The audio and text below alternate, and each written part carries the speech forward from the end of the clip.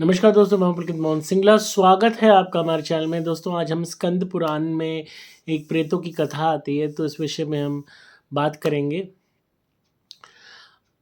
इस कथा में बताया गया है कि प्रेत किस तरीके का भोजन करते हैं और कहाँ वास करते हैं। तो ये राजा विद्रुत की कहानी है, तो जो स्कंद पुराण में इसके विषय में बताया गया है।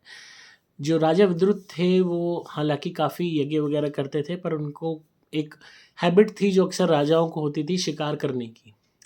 तो वो काफ़ी हिंसक जानवरों को जंगल में उनका शिकार कर रहे थे, उनको लेके भी गए, उनका शिकार किया उन्होंने। जब वो शिकार कर रहे थे तो वहीं वहाँ पे कोई जानवर था, जो उस जंगल का ही था, उसको तीर लग गया। वो जो जानवर था अपनी जान बचाने के लिए भागता रहा। तो राजा विद्रुत भी उसके पीछे भागने लगे, वो जो जानवर आगे तक भागता रहा। और राजा विद्रुत इतने आगे भाग गए उसके पीछे-पीछे कि उनकी सेना पीछे छूट गई। अब वो जो है जानवर उन्हें भगाता रहा, और जो राजा था वो उसको पकड़ने के चक्कर में अपने घोड़े पे भी दबादब चाबुक चलाता रहा, मतलब, और भागता चला गया। और वो जो जानवर था वो तो पकड़ में आया नहीं, पर जो राजा विद्रुत थे वो ऐसे जंगल में पहुंच गए, गहरे उसमें, कि वहाँ बिल्कुल सुनसान था। पथरीला इलाका था, कांटेदार पेड़ पौधे थे, मतलब एक डरावनी सी जगह पे पहुंच गए। और वो उनका जो घोड़ा था वो भी भागते-भागते इतना थक गया कि वो गिर पड़ा। और राजा विद्रुत भी जो है भूखे प्यासे थे, वहाँ पे भटक रहे थे, भटकते-भटकते वो भी थक-हार के बैठ गए, गिर गए। उन्हें समझ नहीं आ रहा था मैं क्या करूँ, कहाँ से यहाँ बाहर निकलूँ? तो उन्होंने एकदम से आकाश की तरफ देखा कि वहाँ पे 3 भयानक आकृतियाँ उड़ती हुई जा रही हैं। तो उन्हें लगा कि अब तो उनका अंत नज़दीक है, अब तो वो गए काम से, क्योंकि वो 3 आकृतियाँ प्रेत थे। तो वो तीनों प्रेतों को देखा, तो उन प्रेतों ने भी राजा को देखा। तो वो राजा के पास आए, तो राजा ने कहा कि मैं यहाँ पे मतलब वो लोग जानवरों का वो कर रहा था शिकार, और मैं भटकते-भटकते यहाँ आ गया, और मैं बहुत भूखा हूँ, प्यासा हूँ, और जो है मैं यहाँ पे जंगल में फँस गया हूँ। आप लोग कौन हैं जो मुझे देख रहे थे आकाश में? तो उन्होंने कहा कि हे राजन, हम तीनों प्रेत हैं। और उन्होंने अपना जो है परिचय दिया। एक का नाम आसान था, एक का नाम विधिवत था, एक का नाम कृतघ्न था। तो उन्होंने कहा कि तुम प्रेत बने कैसे? तो उन्होंने कहा कि हमारा एक अच्छे ब्राह्मण कुल में जन्म हुआ था, और पर हमारे कर्म इतने खराब थे कि हमें प्रेत योनि में आना पड़ा। अब जब आप स्वर्ग और नर्क दोनों को डिज़र्व नहीं करते, तब आप प्रेत योनि को डिज़र्व करते हो। ये वो योनि है जो सबसे गंदी मानी जाती है। और मैंने इतनी वीडियोज़ में आपको बताया भी है, इसीलिए बताया है कि हमें अच्छे कर्म करने चाहिए ताकि हम इस योनि से बचें, क्योंकि यही है वो योनि है जहाँ हमें अपने पास्ट लाइफ याद रहती है, पर ये शरीर नहीं होता। पर उस शरीर से जुड़ी हुई अनुभूतियाँ हमारे को परेशान करती हैं। तो उस मसान ने बताया कि मेरा नाम मसान इसलिए पड़ा क्योंकि मैं ब्राह्मण होते हुए खूब मांस का सेवन करता था।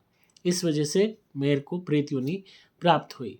जो उसका दूसरा भाई था विधिवत, उसके विषय में बताया कि इसका नाम विधिवत इसलिए पड़ा क्योंकि ये किसी भी देवता को भोग नहीं लगाता था, उनकी पूजा नहीं करता था, और सीधा भोजन को खा लेता था। भगवान को बिना भोग लगाए, बिना उनको ऑफ़र किए, बिना उनका नाम लिए, मतलब जो भी ये काम करता था, जनरली भी अपनी लाइफ़ में भगवान के विरुद्ध करता था, देवताओं के विरुद्ध करता था।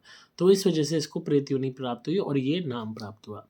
तीसरा जो बायतक कृत्यगण, उन्होंने कहा कि ये लोगों को धोखा देता था, लोगों के साथ विश्वासघात करता था, लोगों के साथ छल कपट करता था, लोगों को प्रताड़ना देता था। तो इसका नाम कृतघ्न बना और ये भी प्रेत बना, तो वो तीनों प्रेत बने। उन्होंने कहा, फिर राजन ने कहा कि जनरली कौन लोग प्रेत बनते हैं?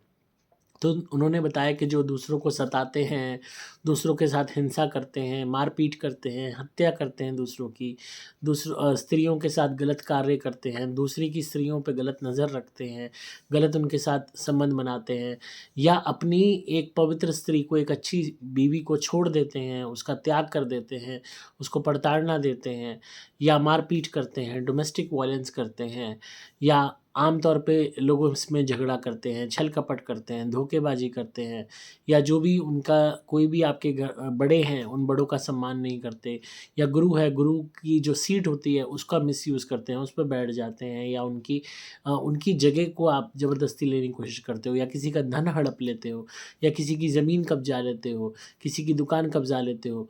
ये सारे कर्मों करने से आप प्रेत बनते हो।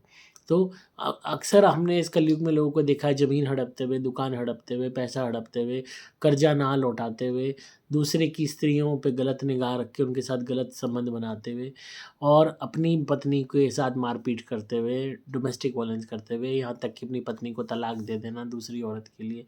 पत्नी अच्छी है, सुघड़ है, सब कुछ है, तब भी उसका सम्मान ना करना या हर तरीके से छल कपट करना लोगों से और खूब मांसाहार का सेवन करना, तो ये सारे बुरे कर्म हम देखते हैं। और कहीं न कहीं वो उन्हीं लोगों के विषय में बताया गया है कि वो प्रेत ज़रूर बनते हैं ताकि उनको उनके किए की सज़ा मिले। यहाँ तक कि बहुत लोग अपनी बेटियों का ब्याह किसी भी बुरे इंसान से कर देते हैं कि भई बस ब्याह नहीं है, अपना पीछा छुटाओ, निकालो। हमारे पास इतने केसेज़ आते हैं जहाँ इतने गंदे माँ-बाप हैं कि सिर्फ़ लड़की से भई पीछा छुटाना है, अपने निकालो इसको। ये भी नहीं ढंग से पता करते कि लड़का कैसा है, क्या है, परिवार गंदा है, पता लग गया, तो भी ब्याह नहीं है, अपना पीछा छुटाना है, अपनी आफ़त को निकालो। ये मन में सोच रखते हैं, तो ऐसे लोग भी प्रेत योनि को प्राप्त होते हैं। और डोमेस्टिक वायलेंस करने वाले सारे आदमी जो पत्नियों को मारते हैं, पीटते हैं, उनका दुर्व्यवहार करते हैं, उनके विषय में बताया कि वो प्रेत योनि को प्राप्त होते हैं।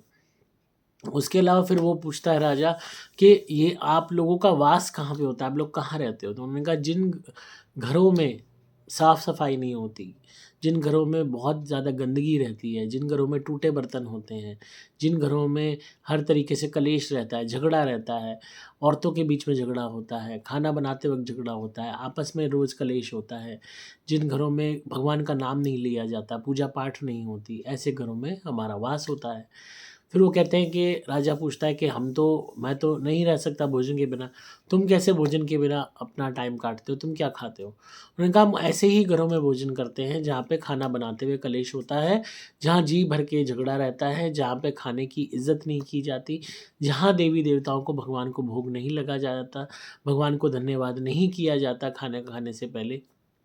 जहाँ पे श्राद्ध का कार्यक्रम नहीं होता, अपने पितरों के निमित्त कोई भी दान नहीं होते, वहाँ सारा आहार हम करते हैं। जहाँ श्राद्ध में खाना देने के बाद विधिवत श्राद्ध नहीं होता या दक्षिणा नहीं दी जाती, वहाँ भी हम भोजन करते हैं।